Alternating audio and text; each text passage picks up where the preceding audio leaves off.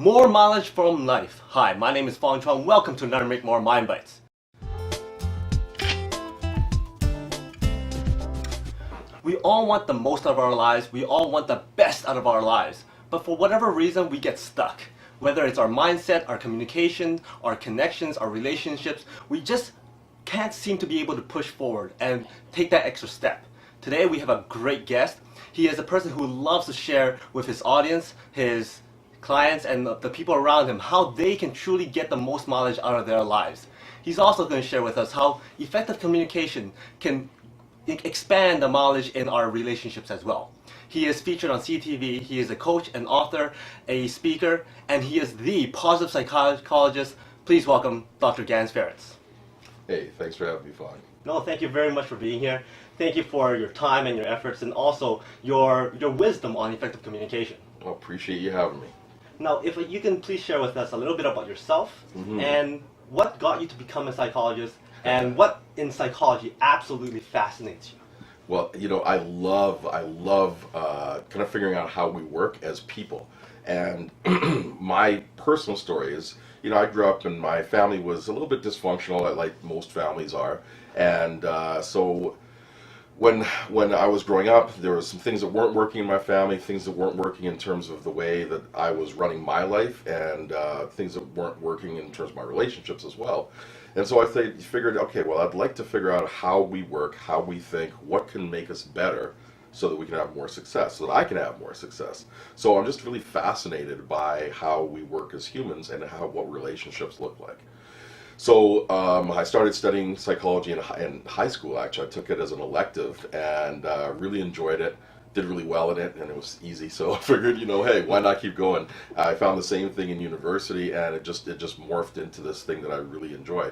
And I get so happy when I see people make little tweaks in their lives and see how that plays out in big ways in their relationships, in their performance, in their success overall, but also their health and their happiness. So this is why I got into it. Great, because those little tweaks really helps people move forward and take those extra steps. Now I understand that you're actually taking another big step. You are going to have a brand new book coming out, The Me Factor. Absolutely. What is The Me Factor, and why must everybody get a copy of this book? So the Me Factor is really about well, I'll back up. My experience is I've burnt myself out a couple times in my life trying to do everything I can do for the people around me, for my business, for my clients, my family. And what I found was that as much as I tried, it wasn't working. I would go and I'd push and I'd do stuff, but it wouldn't last. I wouldn't have the energy to sustain it. And so what I did was I developed this system to keep me on track so I wouldn't burn myself out, and I would actually have the energy and the skill and everything I needed to actually give to the things and the people that were important to me. So when I put the system together, what I found was after a while, a lot of my clients were actually having the same deal, and I saw that there were some commonalities here. So I said, okay, you know what?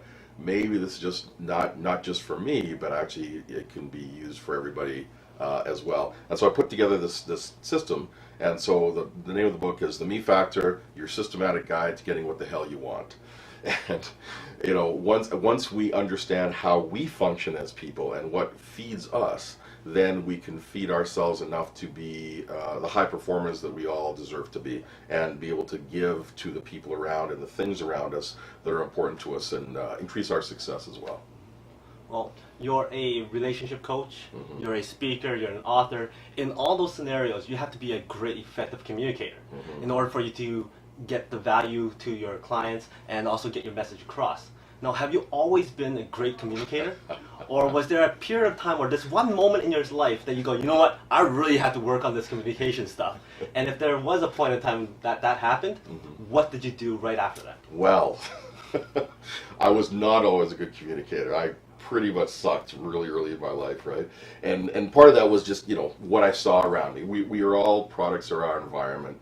And if we don't have great role models, or we're not conscious enough or clear enough or understand enough to go out and seek good role models, we basically just do what we grew up around, and whatever we grew up with just seems normal to us, right? And so I did not see effective communication growing up. And honestly, knowing what I know now, looking around at other relationships, I realized that most people don't have good communication skills at all. They do their best, they muddle through, but they really don't. They don't know all the intricacies and all the little pieces that can make huge differences in their lives. So one of the things that I did when I realized, well, after several really bad relationships with girls and also with friends, I realized, okay, there's something off. I need some help. So what I did was I actually went and I started attending my own psychologist. So I started seeing somebody for myself, started learning how, not just, from an academic sense how we work, but also from a personal sense how we worked. And I started working on my communication skills as a person, and my relationships improved. I learned how to listen more actively. I learned how to use the right speech patterns to actually get heard. But the biggest thing is the patience, to understand that I was able to slow down enough to be able to hear what the other person's saying and really understand them before I tried to fix a problem or come up with solutions for whatever was going on. So it took me a while, but I always say I will never sell a product I'm not willing to use, and so I've been senior psychologist the last 27 years. So that's what's really gotten me here and helped me to be who I am right now today.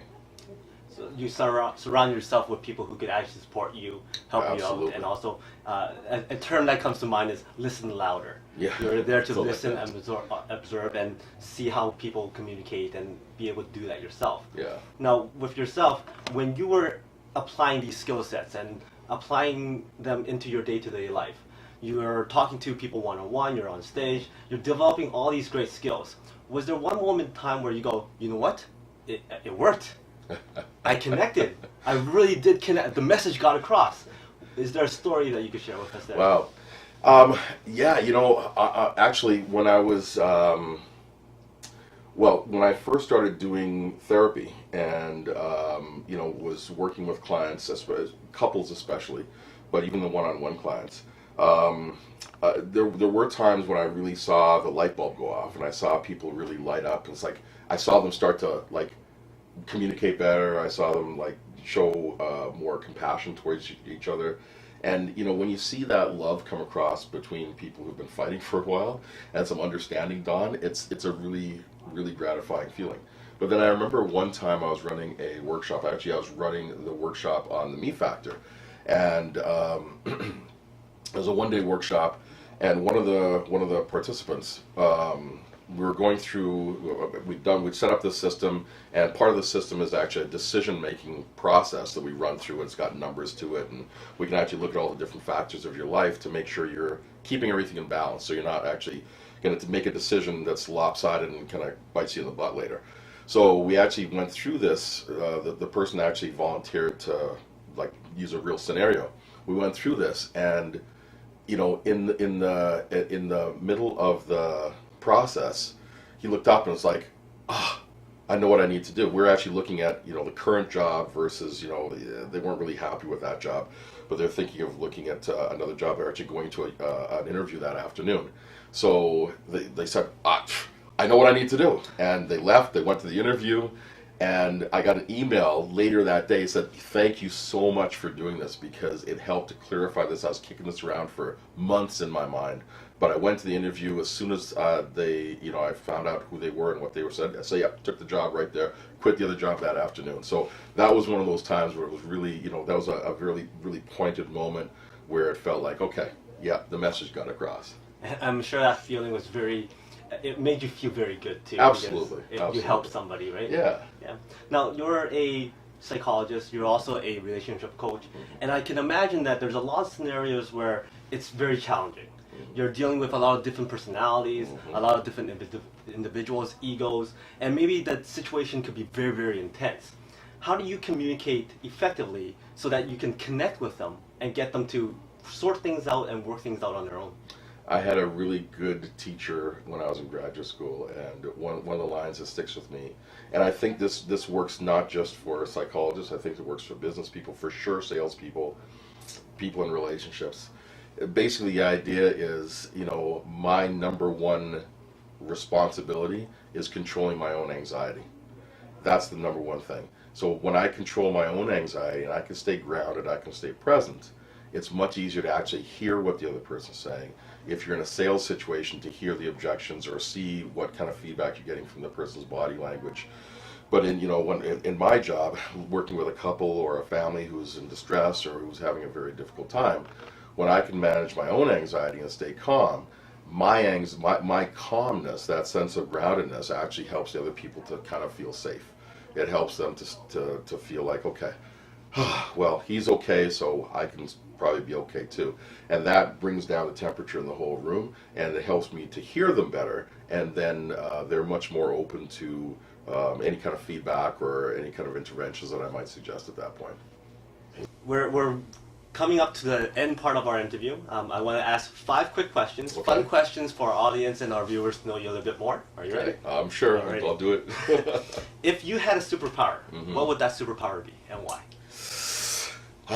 I would say, honestly, speed. I think speed would be awesome, because with speed, I could get way more stuff done. And the other thing is, with speed, the speed of processing, that's what makes computers powerful. So if I'm faster, I get to be smarter. And that's something that I think is a wonderful superpower. Okay, great. If you had a chance to do a movie, a big Hollywood producer came up to you and go, Dr. Ganz, we love your story. We think it's a great movie potential. You have the right to hire anybody to play you. Oh, jeez. Who would that person be and why? Ooh. Gotta think about that one. Who would play me? So I'd probably say Terrence Howard. Terrence Howard, I think he's a wonderful actor. He's underrated. Really, really good at what he does. I think he's got he's calm, he's quiet, but he's also quite powerful, and he's got a little bit of an edge to him, right? And I think that's kind of how I am, and I can see him playing me. Okay. What are 3 traits that your wife would use to describe you? Oh man, other than annoying? Okay. 3 traits. I think she would say that I'm loyal. She'd say that I'm smart, and she'd say that I'm a good dad. Good. And then also, what is one of the most powerful quotes that you live by? Oh, okay. The main one I would say is, this is from Shakespeare, to thine own self be true, for then thou canst not be false to any man. And for me, the meaning of that is, when we are clear with ourselves, then we don't pretend to be something we're not, or we don't go through life in a state of unawareness of ourselves. I've been in situations where I've hurt people that I cared about because I did not know what I really needed or what I really wanted or who I really was at the time. And so I tried to be something that I wasn't. I tried to be something that I think everybody wanted me to be. But that's not who I was. But if I understood who I was, I could be honest with that and honest with the people around me, and then life just flows a lot easier that way.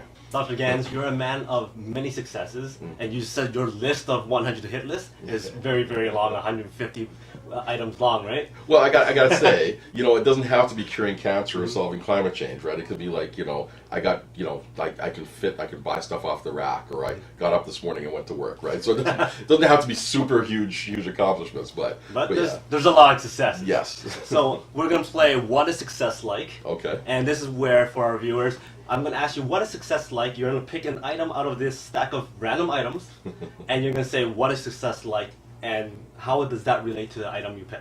Okay. Okay? All right. You ready? All right. So what is success like? All right. This one is menorah. Okay. What is success like? Okay. So I would say that a menorah, it's there's several candles, and it's used to celebrate Hanukkah. So to me, success is like that because it is about celebration. You need to celebrate all your wins. You need to feel good about your accomplishments.